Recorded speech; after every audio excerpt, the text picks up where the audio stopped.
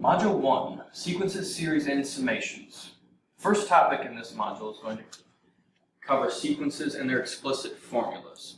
And the first objective we're going to go over in this video is an introduction to sequences and kind of what they are.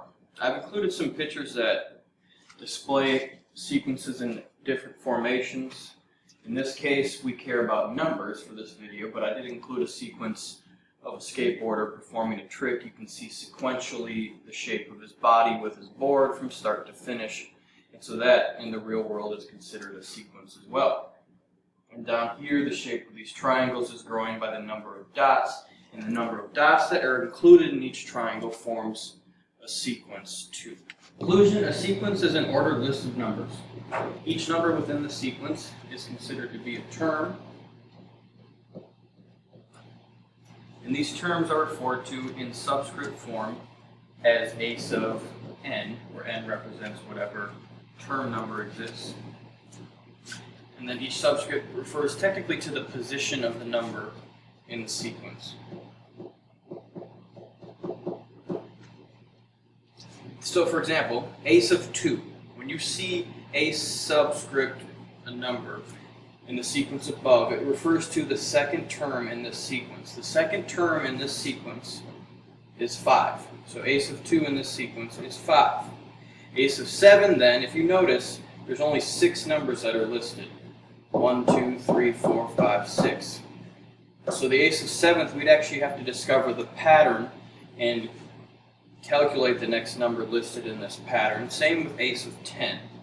Now, if I was trying to find the a sub 6, let's say, the 6th term in this sequence is 17. But in order to find a number that's listed in the sequence that isn't given to you, like these 6 numbers are, we need to discover what the sequence's explicit formula is. So, when sequences have a definite pattern in a given sequence, we are able to figure out what we call the sequence's explicit formula is. Explicit formula. And this explicit formula will help us find a certain term number way down in the sequence. So let's say we want to find the 50th term of this sequence. We can use the explicit formula to find that. And that's why mathematicians came up with the explicit formula, because it is a very quick way to do so, instead of having to list out every number in the sequence or doing the math between each number in the sequence as well. And moving along, there are 2 types of sequences. The first one is called arithmetic, and the next one is called geometric.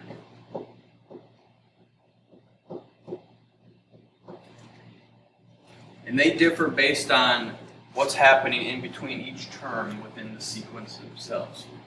So that is a little bit of an introduction to what sequences are. The big takeaway is the fact that there's 2 different types, arithmetic and geometric. Let's move into the next objective then, which is arithmetic versus geometric sequences, more specifically being able to tell the difference between the 2. So let's begin with arithmetic sequences. An arithmetic sequence goes from one term to the next by adding the same value over and over and over and over again. And arithmetic sequences have a common difference. Please make that note. Arithmetic sequences have a common difference, D. So, for example, the first sequence listed 2, 5, 8, 11, 14. 2 plus a number equals 5. 5 plus that same number equals 8, and so on. And if I can see this then, the common difference between all of these numbers, or the number being added to get to the next number, is 3.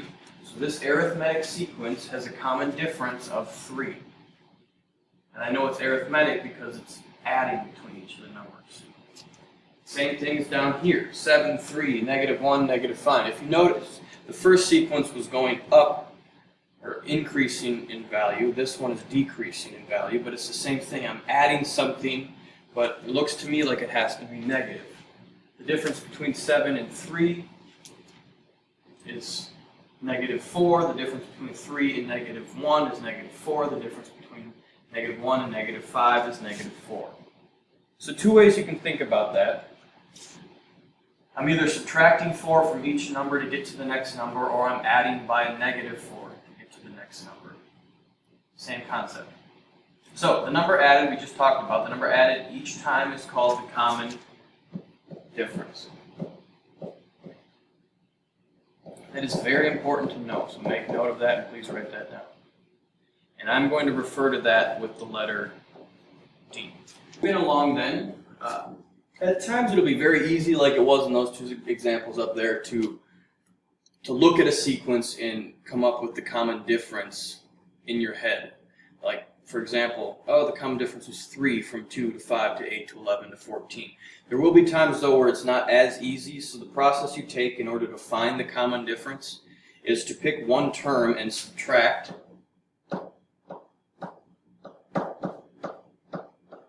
the term before it.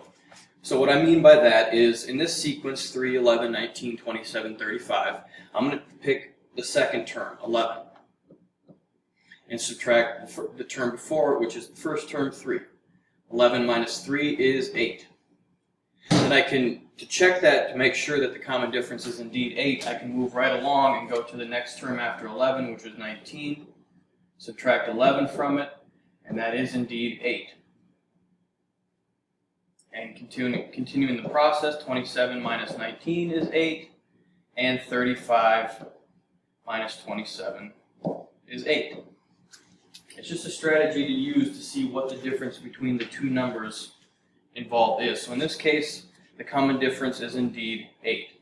Another way to think of this is 3 plus what is 11, or 11 minus what equals 3. And in this case, it's 8. And it's 8 for all the numbers listed in this sequence. So after arithmetic sequence, it's geometric sequence, the other sequence we care about in this process. And the difference here is that geometric sequences go from one term to the next term by multiplying the same number. So for example, 1, 5, 25, 125, 625. A jump off point for me when I notice these is that the numbers either get bigger a lot quicker or smaller a lot quicker, depending on the common ratio. So in this case, the common ratio between 1, 5, 25, 125, and 625 is 5. And notice that for geometric it's called the common ratio, whereas in arithmetic it was called the common difference. That is the key difference between the two that you will have to come up with. So please remember common ratio for geometric sequence.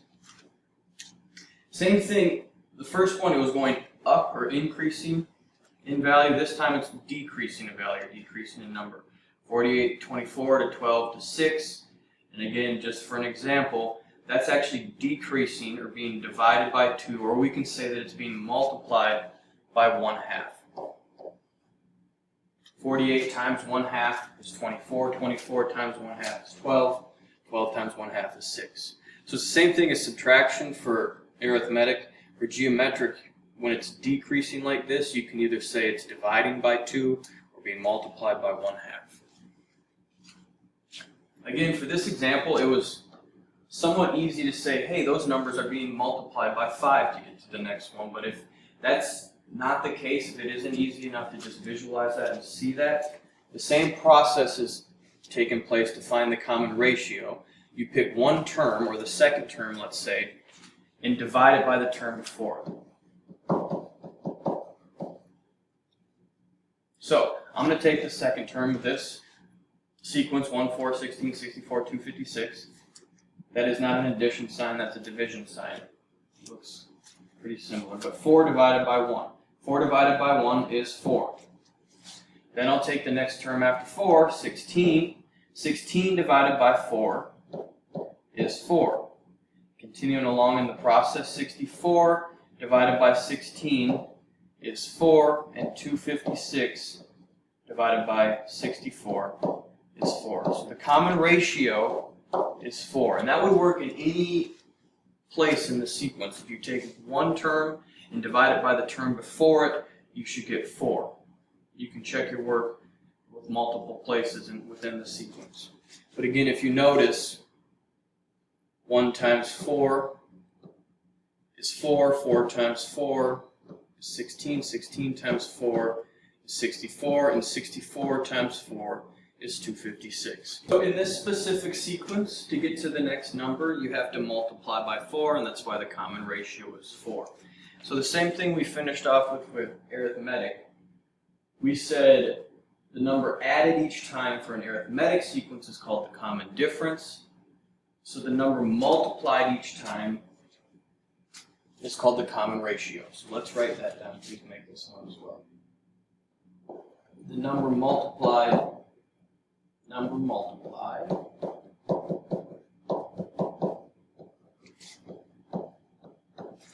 each time to get to the next number equals, I can draw blank and put common ratio. This is the most important distinguishing feature between geometric and arithmetic, and this is a skill you will need to have for the test. You have to be able to remember that common ratios go with geometric sequences, meaning they're multiplying, and common differences go with arithmetic sequences, meaning they're adding. A common ratio has R for its variable. To finish off these notes, let's fill in these blanks to refresh a little bit. So, for letter A, if you blank the same value to get from one term to the next, you have a what kind of sequence? So let's say if you add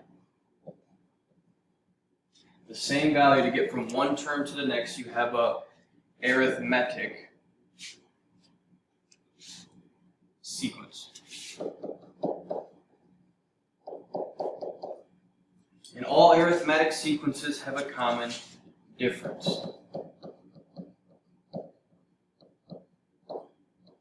Or D. And then, if you multiply by the same value to get from one term to the next, you have a geometric sequence.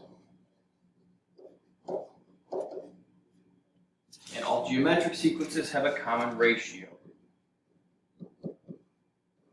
R.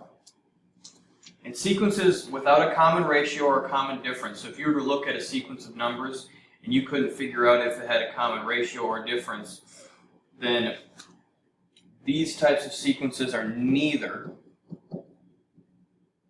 geometric or arithmetic. That is the end of the video. Thank you for watching.